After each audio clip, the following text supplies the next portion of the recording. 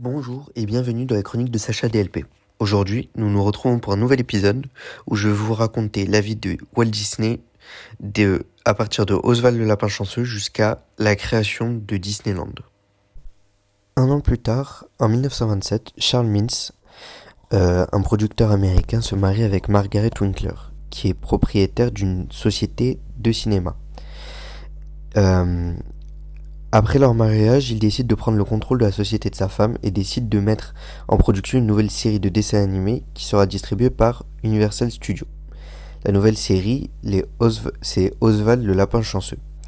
C'est un succès relatif et le personnage d'Oswald devient une icône populaire. Les studios Disney s'agrandissent et Walt embauche Herman Ising Marwell et Freleng, venus du Kansas City.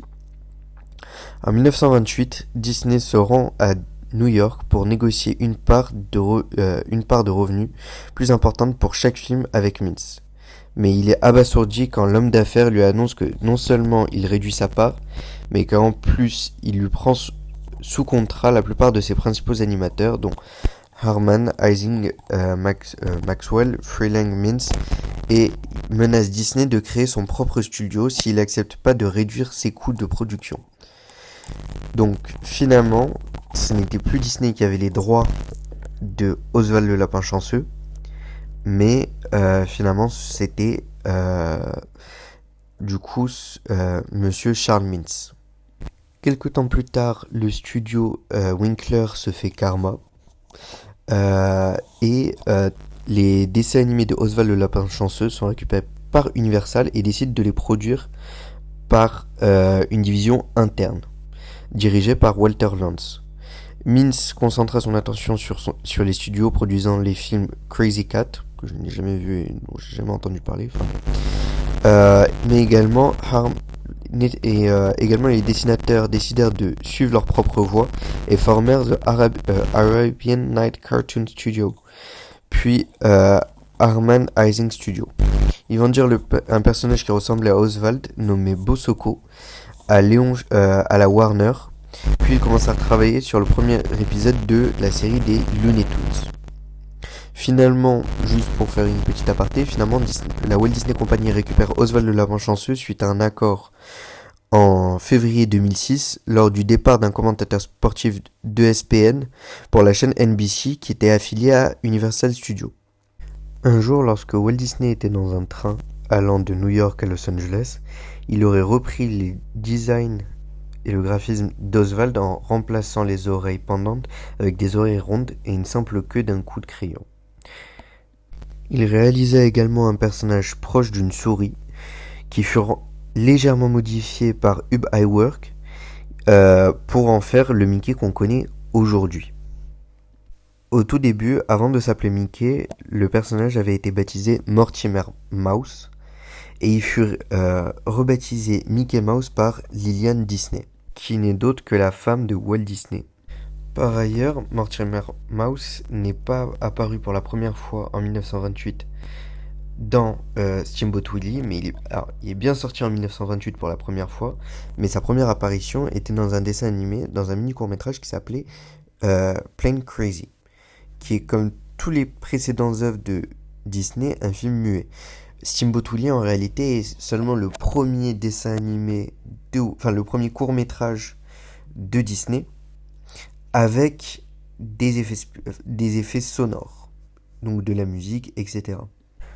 En 1928, soit un an après que la Warner Bros. Ait sorti son premier court-métrage avec du son, qui était Le Chanteur de Jazz, Disney veut créer un dessin animé qui était intitulé Steamboat Willie. Pour le réaliser, il a dû vendre sa voiture afin d'obtenir l'argent nécessaire pour son film. Et également, il y a également un homme d'affaires qui s'appelait Pat Power, qui a fourni à Disney la distribution et le cinéphone, donc le système de synchronisation sonore, pour pouvoir sortir son film. D'ailleurs, on peut se demander éventuellement s'il y a un certain hommage qui est fait à ce monsieur Pat Power, car Disney avait créé un personnage qui s'appelait Patibulaire. Par ailleurs, suite à la sortie et au succès de Steamboat Willie, Disney décide de ressortir Plain Crazy et Mickey Gaucho avec du son et en les doublant lui-même jusqu'en 1947 environ. Par la suite, Walt Disney ayant appris de ses erreurs, décide à partir du 21 mai 1928 euh, de déposer la marque pour Mickey Mouse avec un logotype visible dans les films. Un an plus tard, en 1929, fort du succès de la série Mickey Mouse, Walt Disney décide de produire une nouvelle série après le recrutement du compositeur Carl Stalling, qui était une ancienne connaissance à lui de Kansas City, et décide de créer les Silly Symphony. Donc cette série, elle a débuté avec La Danse Macabre, qui est disponible d'ailleurs sur Disney+, et ils l'ont remasterisé en 4K HD normalement, donc, qui était de son nom original Skeleton Dance, qui avait été inspiré du morceau de Camille Saint-Saëns. Donc voilà. La même année, Disney autorise l'utilisation de ses créations, principalement Mickey, pour des produits dérivés, dont les blocs-notes, et la Walt Disney Company est créée, justement, enfin la Walt Disney Enterprise, ça s'appelait à l'époque, est créée afin de gérer les produits dérivés. Alors, bien que les deux séries connaissent un grand succès, les studios Disney ne voient pas augmenter leur part de profit récoltée par Pat Power avec la série de Mickey, les Silly Symphony, était distribuée par Columbia Pictures. En 1930, Disney abandonne finalement le distributeur Powers et signe un nouveau contrat de distribution avec Columbia Pictures pour les Mickey Mouse. Mais le divorce est assez difficile et Walt a besoin d'aide d'un avocat. Ce sera Gunther Lessing qui l'engage comme directeur du département légal.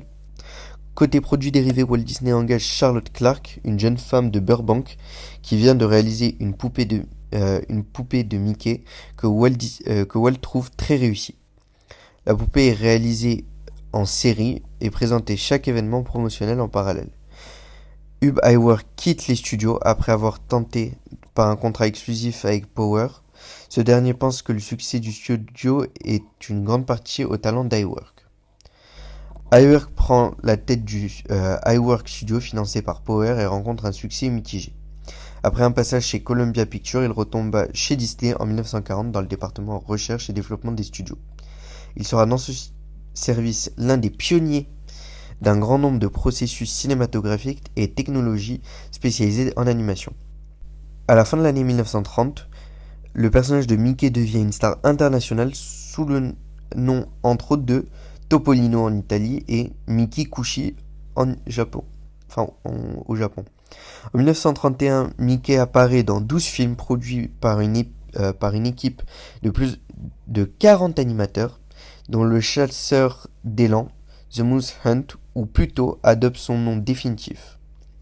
Quant aux Silly Symphonies, on découvre une petite poule avisée, The Wise Little Hen, l'ébauche du futur Donald Duck. Toutefois, chaque court-métrage de 8 minutes réalisé par le studio coûte environ 13 000 euros, alors que les autres studios dépassent rarement le budget de 2 500 euros, ce qui est vraiment énorme surtout à l'époque. En 1932, Mickey Mouse devient le personnage le plus populaire de dessins animés à l'écran, et de nombreux studios concurrents tels que Van Buren Studio et Screen Gems créent des clones de Mickey Mouse dans l'espoir de surfer sur la vague du succès de Disney. En 1932, Walt Disney quitte Columbia et s'en va chez United Artists et il commence à produire des Silly Symphony avec les tout nouveaux procédés de Technicolor qui permet d'utiliser tous les spectres de l'arc-en-ciel. Le premier dessin animé des Silly Symphony qui était coloré avec la technique de Technicolor était donc des arbres et des fleurs qui venaient juste d'être terminés. Disney négociait avec Technicolor une exclusivité de 2 ans sur son procédé de couleur afin de pouvoir espère-t-il rentrer dans ses frais, très élevés en raison du coût exorbitant de ses productions, encore décuplé par le nouveau procédé. En 1932, le court-métrage Des arbres et des fleurs obtient un Oscar du meilleur court-métrage d'animation. La même année, Disney reçoit un Oscar d'honneur pour la création de Mickey Mouse, dont la série passera en couleur seulement en 1935. Au niveau sonore, la parade des nommés aux Oscars 1932 est le premier court-métrage de Disney à utiliser le système RCA Photophone, suivi par l'atelier du Père Noël, donc le 10 décembre 1932, première Silly Symphony, et Bâtisson. Rapidement, Disney lance de nouvelles séries consacrées aux personnages de Donald Duck, Dingo ou Pluto. Il autorise sous la direction de Kay Kamen, un vendeur émérite, la vente de nombreux produits dérivés dont la bande dessinée sur Mickey qui devient des pleines pages puis des petits journaux. Le premier journal de Mickey apparaît en Italie à la fin de 1932. En 1931, soit un an avant... En 1931, Walt Disney fait une dépression et sur les conseils de son médecin, il part en voyage avec sa femme Lily. Il visita Washington et fit une croisière en passant par la Havane et le canal de Panama. À son retour, il s'inscrit à l'Athletic Club d'Hollywood où il pratique l'équitation et le golf. En 1932, il pousse ses collaborateurs à jouer au baseball et certains suivent dans sa passion le polo. Walt Disney s'est ainsi entouré de ses amis et employés pour jouer des matchs souvent disputés au Riviera Country Club. Il a aussi eu un haras de 7 poneys nommés June, Slim, Nava, Arrow, Partner, Truckee et Tommy. D'ailleurs, on nous raconte également que Walt Disney, malgré être l'un des hommes les plus connus grâce à son personnage de Mickey, a en revanche un lourd regret qui finalement fut comblé le 19 décembre 1933, c'est-à-dire d'avoir un enfant. En effet, donc le 19 décembre 1933, Diane Marie Disney naît et fut le premier enfant du couple. Les studios continuèrent cependant, même pendant la dépression de Walt Disney, à produire à un rythme effréné les courts-métrages. La série de Mickey et les Silly Symphony sont deux des séries les plus connues du cinéma. Les revenus de ces séries restent juste satisfaisants pour Disney. Il peut faire tourner les studios, mais sans les générer de réels bénéfices. L'année 1934 marqua un tournant dans les studios de la Walt Disney Company. En effet, Walt Disney avait pour projet de créer un dessin animé de Blanche-Neige à partir du film muet de 1916 qu'il avait vu pendant sa jeunesse. Malheureusement, personne ne croyait au début à son projet, car il pensait que ça allait créer la faillite de Disney.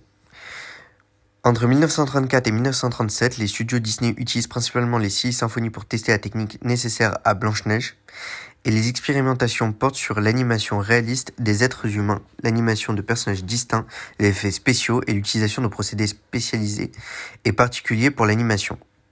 Ainsi, Le Vieux Moulin est le premier film réalisé avec la caméra multiplane inventé par Bill Garity, technicien des studios Disney. D'ailleurs, pour la petite anecdote, Disney décida de créer le film Blanche-Neige et prit la décision de réaliser un film Blanche-Neige lorsque un jour il se rendit compte que les gens pouvaient rester 1h30 devant les dessins animés de Mickey Mouse et s'était dit que par conséquent il pourrait très bien rester pendant 1h30 devant le film de Blanche-Neige, bien que tous ses conseillers et tous ses proches lui déconseillaient en disant que jamais les gens pourraient rester aussi longtemps devant un dessin animé. Par ailleurs, le film Blanche-Neige fut produit entre 1935 et été 1937. Malheureusement, le studio, qui était tombé à court d'argent, a dû faire une demande de prêt en présentant un extrait non finalisé du film au responsable financier de la Bank of America. L'argent est finalement obtenu, le film termine et présenté pour sa première au Carter Circle Theatre à Hollywood le 21 décembre 1937. À la fin de la représentation, le public donne à Blanche-Neige et les 7 nains une standing ovation. Le premier film long-métrage animé, Blanche-Neige, est diffusé en février 1938 sous le nouveau contrat de distribution avec la RKO Radio Pictures. Le film devient le plus rentable de l'année 1938 et rapporte plus de 8 millions de dollars à l'époque, ce qui fait à peu près aujourd'hui 98 millions de dollars américains. Lors de sa diffusion initiale, il sera le plus important succès du cinéma jusqu'à la sortie de Autant on emporte le vent en 1939. La même année, la première émission de radio produite par Disney, Mickey Mouse Theater on the Air, est diffusée sur NBC avec Mickey interprété par Walt. D'après Leonard Mosley, le frère de Walt Disney, Roy Disney partit en Allemagne pour assurer la distribution de Blanche-Neige et est reçu par Joseph Goebbels. En effet, malheureusement, Disney a eu quelques soucis. Enfin, pas quelques soucis, mais avait quelques problèmes d'antisémitisme et a notamment envoyé certaines cassettes et certains films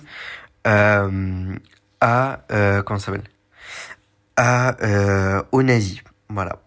Malheureusement, c'est une face cachée un peu mauvaise de Disney.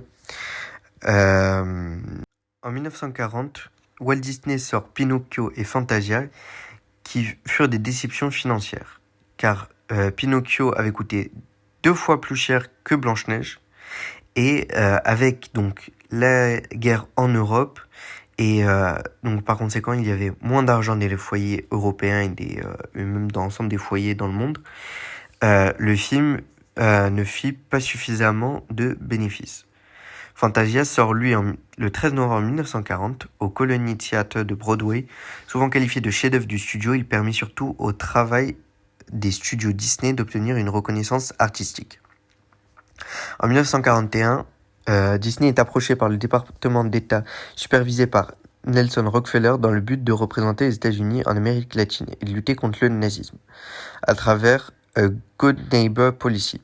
Car en effet, Disney utilise beaucoup, a fait, suite à l'entrée en guerre des États-Unis, Disney a fait pas mal de courts-métrages de propagande. Cependant, Disney n'apprécie pas vraiment qu'on lui demande de faire un voyage diplomatique, d'aller serrer des mains même pour une bonne cause. Il accepte pourtant et décolle avec quelques-uns de ses artistes le 17 août 1941 pour une visite de l'Argentine, du Brésil et du Chili. Cette mission est l'occasion de maintenir l'activité de ces artistes et découvrir une nouvelle source d'inspiration. Le résultat de ce voyage est notamment visible dans les compilations de courts-métrages Saludos Amigos et Los Tres Caballeros, ainsi que quelques courts-métrages éducatifs. En 1941, Walt Disney décide de produire le film Dumbo, qui avait pour objectif d'être vite rentable. Malheureusement, le studio connaît quelques soucis, notamment à cause de grèves, et Walt Disney soupçonne le Parti communiste américain d'avoir fomenté cette grève. À sa sortie, Dumbo fut un succès, mais malheureusement, les États-Unis rentraient en Seconde Guerre mondiale. L'armée américaine réquisitionne la plupart des bâtiments des studios Disney et demande aux équipes de créer des films d'entraînement et d'instruction pour des militaires, aussi bien que des films de propagande tels que Der Feuer's Face ou le long métrage Victory Through Air Power, tout est de sortie en 1943. Pour autant, les films militaires rapportent peu et Bambi n'obtient pas les résultats escomptés quand il sort en 1942. Disney revoit sa stratégie commerciale et ressort avec succès Blanche-Neige en 1944, établissant une tradition de réédition tous les 7 ans des films Disney aux États-Unis. Il réalise des compilations de courts-métrages, les plus notables sont celles issues de la tournée Amérique latine, Saludos Amigos, Los Tres Caballeros, ainsi que Mélodie du Sud, le premier film Disney contenant un vrai acteur, sorti en 1946. Et donc, comme je l'avais dit dans une de mes vidéos, c'est également l'un des premiers un des premiers films avec de l'animation, mais également de la prise de vue réelle. En 1947, lors de la première année de la guerre froide, Walt Disney témoigna devant la chambre du comité des activités non américaines et dénonce malheureusement 3 de ses anciens employés auxquels il prête des opinions communistes, ce qui était une accusation très grave à l'époque, dans un contexte de guerre froide contre le régime communiste. Les 3 employés qui avaient été accusés par ailleurs ont accusé Walt Disney de se venger d'eux car ils étaient syndicalistes et avaient eu un gros rôle dans la grève de 1941 qui avait affecté le studio de Disney. À la fin des années 40, la firme retrouve assez d'argent et d'animateurs pour continuer la production des longs métrages tels que Alice au Pays des Merveilles ou encore Peter Pan, qui avait été interrompu pendant les années de la Seconde Guerre mondiale. Les studios reprennent le travail de Cendrillon et entament une série de documentaires animaliers intitulés True Life Adventure, dont le premier est sorti en 1948. Par ailleurs, entre l'année 1949 et 1955, de nombreux changements frappent le studio et l'entreprise de Disney. Notamment donc suite à la mort de Kay Kerman, qui était qui était en charge des produits dérivés, Walt Disney décide de créer une division en interne pour la gestion de produits dérivés. De même que la Walt Disney Music Company est fondée le 1er octobre 1941. L'une des principales remarques est que Walt Disney éloigne petit à petit de l'animation. Il participe aux réunions de travail des longs métrages jusqu'à celle du film des 101 Dalmatiens qui est sorti en 1961. Mais depuis 1952, avec la production de La Belle et le Clochard, et d'après Mark Davis, difficile de l'avoir sous la main. En 1950, Disney lance un long métrage après les quelques films composites, qui est Cendrillon. Les studios, avec certaines séquences des films produits durant la guerre, comme la composite et la série de films Walt Disney, s'aperçoivent qu'ils peuvent produire des films en prise de vue réelle. En 1950, ils sortirent L'île au trésor, mais également 20 milieux sous les mers en 1954 et La fiancée de papa en 1960. À partir des années 50, la Walt Disney Company, donc les Walt Disney Studios notamment, ont commencé à comprendre le potentiel du tout nouveau média qui est la télévision. En réalisant, à la demande de Coca-Cola, une première émission qui s'appelait One Hour in Wonderland, diffusée pour Noël en 1950. La première série télévisuelle quotidienne du studio était le Mickey Mouse Club, qui commença en 1950 et continuera jusqu'à environ les années 1990. Sur ABC, Walt Disney présente lui-même une série hebdomadaire d'anthologie, Disneyland d'après le nom de son parc. Dans cette émission, il montre des extraits des productions Disney précédentes, fait faire le tour des studios et familiarise le public avec le parc Disney en construction à Anaheim en Californie. Après 1950, l'émission télévisuelle prend le nom de Walt Disney Present, et quand le noir et blanc cède la place à la couleur en 1961, le nom change en Le Monde Merveilleux en couleur de Walt Disney, pour évoluer vers ce qui est connu aujourd'hui sous le nom de Le Monde Merveilleux de Disney. Cette émission continue à être diffusée jusqu'en 2005 sur ABC. Walt Disney, se préoccupant de plus en plus des nouveaux médias, commence petit à petit à s'éloigner du département et à donner moins d'attention au département d'animation qu'il surnomma les 9 sages. La production de courts-métrages conserve son rythme jusqu'en 1956, date à laquelle la société liquide la division concernée. Les projets spéciaux de courts-métrages continuent à être produits pour le reste de la durée des studios de façon irrégulière. Ces productions sont toutes distribuées par les nouvelles filiales de Disney, Buena Vista Distribution, qui assume ce rôle repris à RKO en 1955. C'est déjà la fin de ce podcast. J'espère qu'il vous aura plu, j'espère qu'il vous aura intéressé. Puis nous retrouverons très bientôt pour un nouveau podcast sur un épisode spécial comme je l'ai fait la dernière fois avec les studios sur la création de la Walt Disney Company. Et cette fois-ci, nous ferons un épisode sur la création et le parc Disneyland aux US.